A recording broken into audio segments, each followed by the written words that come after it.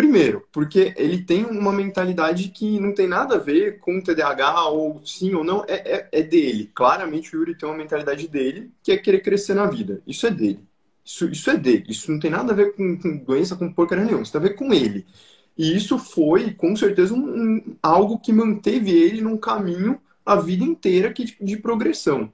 E até uma coisa legal, não sei se você sabe, tem alguns estudos, não é muito com adulto, na real, é com criança, que eles compararam crianças com TDAH com medicação, só fui lá e dei medicação, para ver se essas crianças ficavam mais inteligentes, se elas começavam a ir melhor nas provas. Sabe o que eles descobriram? Que elas não iam. Que a medicação sozinha não... Porque realmente é isso, não é. Tem coisas que a medicação te ajuda, mas tem coisas que para você conseguir, você precisa entender a doença como um todo. E aí sim, quando você coloca a medicação e o resto do tratamento, que é o que muita gente não tem, aí essas crianças começaram a evoluir, começaram a tirar notas melhores. A única coisa que a medicação isolada fez foi evitar dropout, né? O cara sair da escola, tipo, desistência. Isso a medicação conseguiu sozinha. Agora, desempenho, qualidade, nota, isso a medicação sozinha não conseguiu.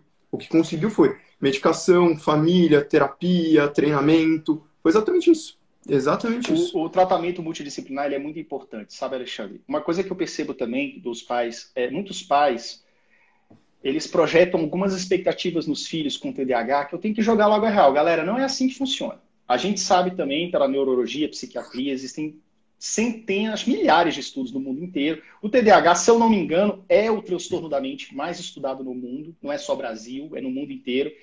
E existem, dentro desses estudos, já é muito claro e provado a diferença de maturação cerebral. Então, uma criança de 12 anos com TDAH tem mentalidade de 10, às vezes até 9. Então crianças que têm dificuldade de socializar, têm dificuldade na maturação cerebral. E muitos pais dizem assim, não, mas meu filho tem que ser independente, o vizinho consegue porque ele não consegue. Aí você fica tentando encaixar aquela criança é igual a bolinha no quadradinho, não entra. Eu adoro esse exemplo. Eu uso muito esse exemplo. Velho. Aquele brinquedo de criança, né? Que o pessoal fica... De 2 anos, a criança ali que tá engatinhando. Cara, e aí o pai quer projetar nisso, acaba massacrando a criança por causa disso. Ele fala assim, cara, calma, vamos lá. Eu explico, né? Geralmente a pessoa entra num programa e tudo, ela assiste os primeiros módulos, entende ali as explicações iniciais. Fala assim, olha, você tem que entender o seguinte, existe a questão da maturação cerebral, existe a desorganização, a dificuldade de você manter o foco, a dificuldade de você organizar os pensamentos, do tipo assim, o que é mais importante? A priorização. O que eu faço primeiro? O que eu faço depois? Seguir rotinas e processos é difícil para o cérebro TDAH. Ele dispersa, ele sai fora. Então, assim, se você ajudar, além da medicação, olha como é que é importante isso tudo aí que o Alexandre falou. A medicação, com a terapia, com as orientações da equipe. Se você conseguir fazer o tratamento medicamentoso, seguindo a orientação médica, em casa, você seguir a orientação do psicólogo, do tipo, olha, inicia dessa forma a tarefa, ajuda nele no começo. O começo da tarefa é mais difícil, porque seu filho vai estar disperso, não vai querer. Até porque a gente gasta muito mais calorias. Eu falo por mim, a gente gasta muito mais energia para fazer as atividades mentalmente que não são prazerosas, né, atividades mentais não prazerosas, do que outra pessoa. Então, o nosso cérebro, ele quer economizar energia.